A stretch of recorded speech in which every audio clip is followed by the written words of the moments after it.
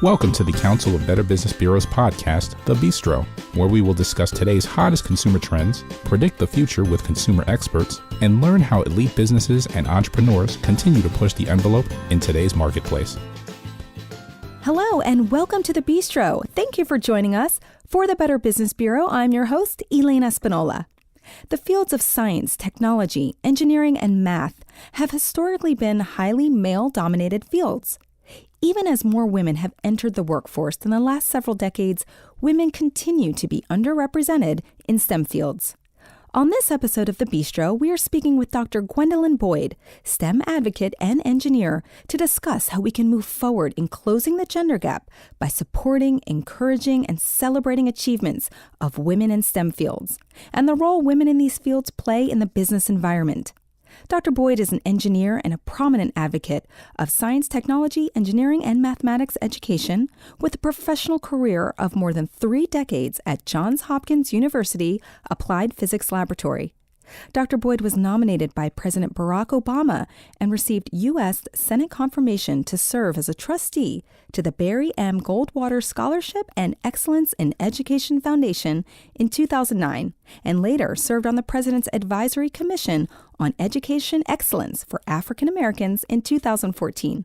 Dr. Boyd, thank you so much for joining us today on The Bistro. Oh, thank you for having me. I'm honored to be here. Oh, we are honored to speak with you. Dr. Boyd, what drew you to the engineering field? And as a young girl, did you have a positive role model that inspired and encouraged you to pursue a career in the STEM field? Well, I grew up loving math. I loved solving problems. I loved finding out how things work, how taking things apart and putting them back together again. And it was just a passion of mine. I loved making things happen and doing things in a different way. Mm-hmm. When I was growing up, I did not have any role models in STEM. In fact, I didn't know any engineers or didn't specifically know anybody in any of the careers in science or technology, but I was persistent, and I knew what I'd like to do. And so as I pursued a college career, I majored in mathematics as an undergraduate with a minor in physics and music, and then got my engineering degree. But I knew what I wanted to do was make a difference in whatever I chose as my career path, and I wanted to do it in the area of math and science. So I'm excited to always share my story with young people that if you really enjoy math, continue to enjoy math and don't let anybody deter you off that path. Absolutely. Sometimes people say that they're afraid of math. They don't like math. It's because they haven't tried it. Right. And so if they do, they'll find out math and science are wonderful subjects. So just out of curiosity, when you found yourself majoring in math and minoring in physics, were there many other women at the time majoring in those courses with you? There were not. And unfortunately, again, when I was coming through, there was not a lot of encouragement either. Some would say, you really need to find something else to do, because girls don't do math. But my persistence said, this girl will do math because I enjoy it. Sure. It is what I like. It is what I want to do with my life. And so, again, I think that's part of, what we're talking about today when we look at young people. They need those who are role models who will share their story and say, even without someone encouraging you, if you like math, if you like solving problems, if you like science, if you like being creative and innovative, continue to pursue it and make yourself happy doing whatever it is that you do. Absolutely. Well, you have been a very prominent advocate for STEM education and a role model for so many young women. Can you share with our listeners why it's so important to focus on women in STEM fields? Well, women are naturally brilliant in solving problems. I would say that because, we're always having to juggle so many things at the same time. So we're naturally problem solvers. And that's what scientists and engineers and researchers do. They solve problems using technology, math, science, chemistry, biology, physics. And so naturally, women are able to do these things. when we look at the opportunities that are available, there's so many things that they're able to do. And so if we use that as our perspective to point us in a direction that says, I do have the skill set, and I love math, I love solving problems, and I want to be an astronaut. I want to be the person who finds a cure for cancer. I want to have that medical breakthrough. I want to invent more robotics or the next cell phone that we don't have to hold in our hands, but it's actually in our hands. Mm-hmm. Because women are always looking for solutions to real-time problems. And that's what those who are in STEM disciplines do. They solve real-time problems. Yes. And so that's why it's so important for women to be involved. Also, women are naturally team-focused. Sure. They love to participate in teams, and they're good at team building and coming to consensus on solving a problem. And generally, when you have researchers or engineers who are trying to solve a problem, they do it as a team. Sure. And so women bring a different perspective to the team. They look at problems differently because, we're women. Sure. And so we may take something and turn it upside down or flip it over backwards and say, what if we did it this way? And so that's why women are necessary at the table for business. If you're trying to look at going to the next level in your business, you want a woman's perspective because she brings that different slant to the conversation. Absolutely. So, Dr. Boyd, according to the U.S. Census Bureau statistics, women in STEM fields made up 7% of that workforce in 1970, and that figure has really only jumped to 24% higher today. While the number of women has grown, what are some factors that play a role in the underrepresentation of women in STEM fields? Well, I think part of the issue is the STEM pipeline is narrowing. And part of what we have to do in this generation is remove the cultural stereotype that women aren't good scientists, sure, or women aren't good technical people, or they're not good mathematicians.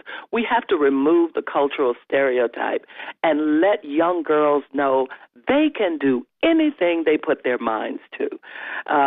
Many times, sometimes the teachers can't help them because they're not the subject matter experts in teaching math and science. But if they're open-minded and provide their students with opportunities for hands-on demonstrations or bringing speakers into the class or to an assembly to talk about how they can use math and science in the future, that will help the underrepresentation of women in STEM fields. Sure. Because the issue is if young people can see themselves in that future, then they'll pursue it with the right kind of passion. Absolutely. And so we want to always continue to be forward-thinking and give our young people every opportunity to see themselves in that future. So speaking of young people and really trying to, encourage young girls and boys, of course, but young girls in these fields, can you share some programs that you're familiar with that can be shared with young people? Well, again, when we talk about, letting our young people know what's available, I go to the movie Hidden Figures, which, was out last year. And a lot of people had an opportunity to see where African-American women who were computers at NASA had a major impact on the space program. Mm-hmm. And so if young people can see themselves in those roles, instead of thinking that the only people who can wear a white research robe are white males, that they can see themselves as females wearing those same robes and doing the same kind of work and taking things to the next level. Yeah. And that's why programs in our schools are so important, and programs in the communities, programs like Girls Can Code or the Hidden Genius Project, Saturday Academies, programs from the Society of Women Engineers or National Society of Black Engineers. There's so many programs out there, robotics programs, and we just have to make sure that we allow our young girls to participate in these programs. Our parents have to be aware of the programs, not not just in the school system, but in the community as well. Absolutely. Because if they can do those hands-on projects and they can talk to an actual engineer or an actual doctor or an actual astronaut or someone who's working in agriculture and turning out new soil so we have new products and new food products. There's so many things that STEM is involved in. I mean, we know naturally technology. People think about that more than anything else. But there's so many other things in biology, chemistry, and so many other areas that girls can do. Sure. And we just need to let them talk it through with somebody who's been there and let them know it may not be easy, but you're going to be able to do it. Yes. We need to celebrate young girls in front of everybody else so that the natural positive peer pressure comes forth to say that we had a robotics team and the girls won. We need to provide scholarships for young girls to be able to pursue their dreams in STEM fields.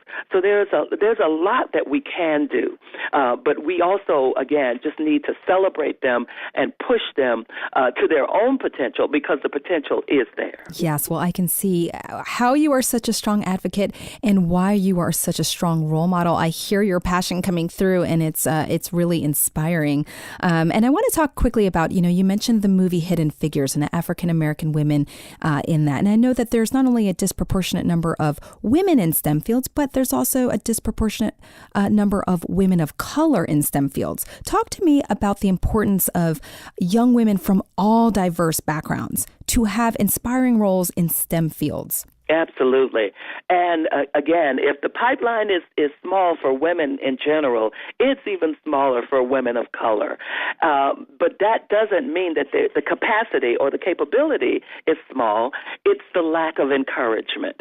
And so we, as those who are already out here in the field, need to find a way to reach back to these young women and say that, here is an opportunity for you.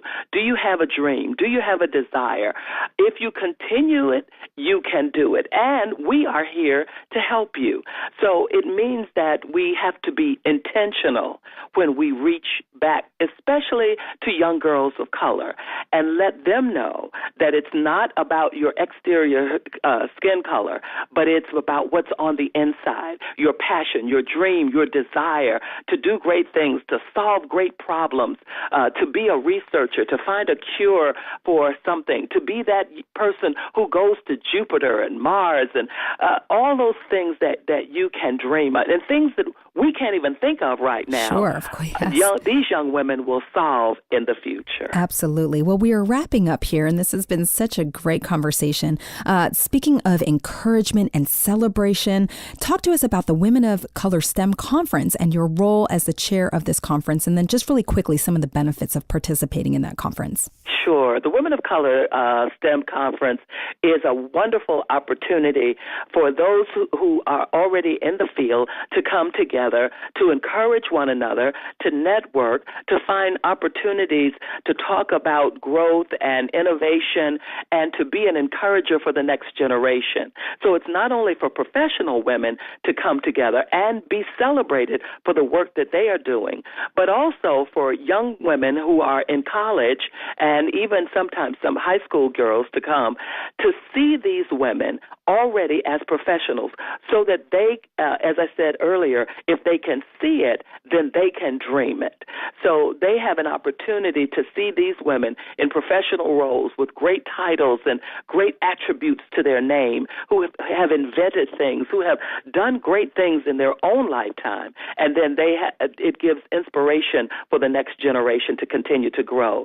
So the Women of Color Conference, STEM Conference, working with Dr. Tyrone Taborn and Career Communications Group, has been on board for the last 22 years, continuing to lift the stories of great women and to continue to inspire women to come together to push each other for professional development, for mentorship and role models to each other professionally, and for the young women who are coming behind them. So it's a great opportunity. ccmag.com is a place where you can go and get more information. Women of Color online. It's also detailed information about the Women of Color STEM Conference. But we want to let all these young women know that you are great, you are powerful beyond measure, and if you continue to pursue science, technology, engineering, and math, then the sky is not the limit, and they can go out and conquer the world. I love it. This has been such a great conversation. You are so inspiring, Dr. Boyd. And I have to tell you, I had the pleasure of attending the Women of Color STEM conference in Detroit last year, and it absolutely was one of the most phenomenal, inspiring, and exciting events I had been to in a very long time. And so it was, my honor to be there so much. Great. Thank you for sharing those resources about where our listeners can learn more information about STEM fields and the annual Women of Color STEM conference. Dr. Boyd, we want to thank you so much for joining us today. Thank you for having me. The Better Business Bureau is deeply committed to building and advancing a better marketplace, a trusted marketplace for all because trust always matters. For the Better Business Bureau, I'm Elaine Espinola, host of the Bistro Podcast. Until next time, it has been my pleasure discussing women in STEM fields and better business with you. You just enjoyed the Bistro Podcast. Be sure to tune in next month for a brand new episode. To learn more about our other shows, visit betterbusiness.blueberry.com.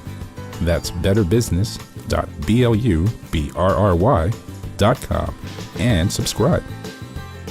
The thoughts and opinions expressed on this podcast are the views and opinions of the guests, not those of the Better Business Bureau, Council of Better Business Bureaus, or program affiliates.